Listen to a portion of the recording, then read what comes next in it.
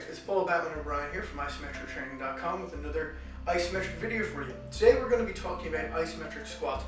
I'm actually here in my studio today to film this video for you. So isometrics we've covered in previous videos. You can go click on the links on my channel and you can see all of the videos there, including introductions to isometrics, how they work, why they work, all of this type of stuff. But today we're going to be looking at some specific isometrics for the legs. We're going to be looking at the isometric squat, and then we're going to be looking at isometric squat holds and a couple of variations that you can use. So the isometric squat is very, very simple to perform. It's the same way that you would perform a normal standing squat. So what you're going to do is you're going to take your feet, you're going to place them hip distance apart, you're going to sit back as though you're sitting backwards into a chair. This is important. You don't want to be coming down like that, you want to sit backwards, okay? And then you want to slowly bend at the knees till you're about 90 degrees. You can hold the hands out straight, or you can use a counterweight in order to make sure that you're okay.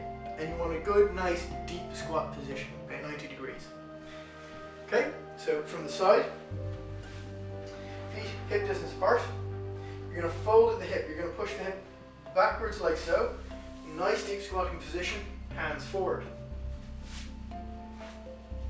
So nice deep squatting position, 90 degree angle and forward.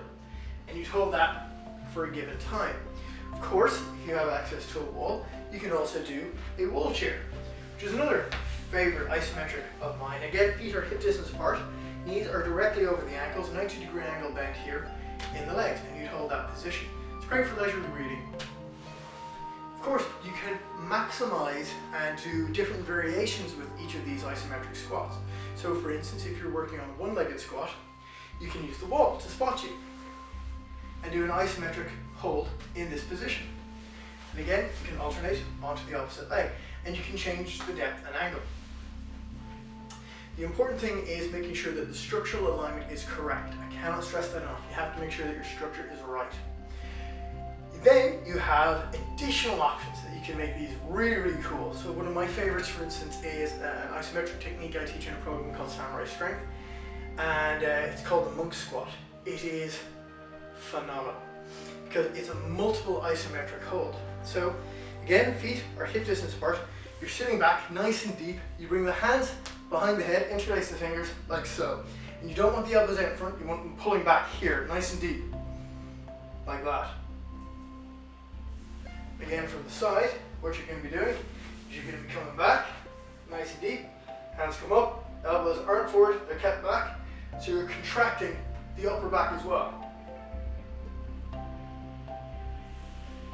One of my all-time favorite exercises. Of course, you can bring in other muscle groups and activate things in a different way. So another excellent isometric squat, from here, feet hip distance apart, bending the knees, come up onto the calves. Now I'm working my gastrocnemius and my soleus. I can also pull my toes up at the front to work my tibialis anterior. I can, if I want, in this position, squeeze inwards to work my inner thighs. I can push outwards, work the outer thighs. And you can do all of those variations as well while in an isometric squat. And of course, you can add in other isometrics. As we saw with the monk squat, I can do a back isometric. So I can also, from this position, work on my chest while doing my isometric squat. I can also work on my biceps. I can work on my triceps. I can work on my upper back. I can work on my shoulders. All of these exercises can be done in that isometric squat position. Finally, the last isometric squat I want to show you, again, one of my favorites, and perhaps one of the earliest isometrics I was ever taught. This is called kibadachi.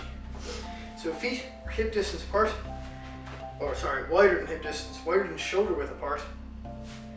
Sit back, hands up. This is a very deep squatting position, like so. This is kibadachi. Back straight, hips nice and deep and wide.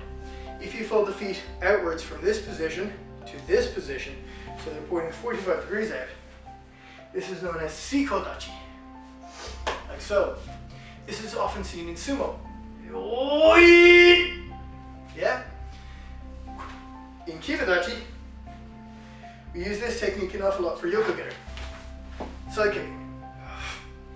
martial arts, builds up remarkably strong and vibrant legs. So there are a couple of isometric squats that you can try out. Join me in my next video, and we're going to be looking at a couple more isometric exercises, a few more variations, and a couple of really good workouts. See you next time.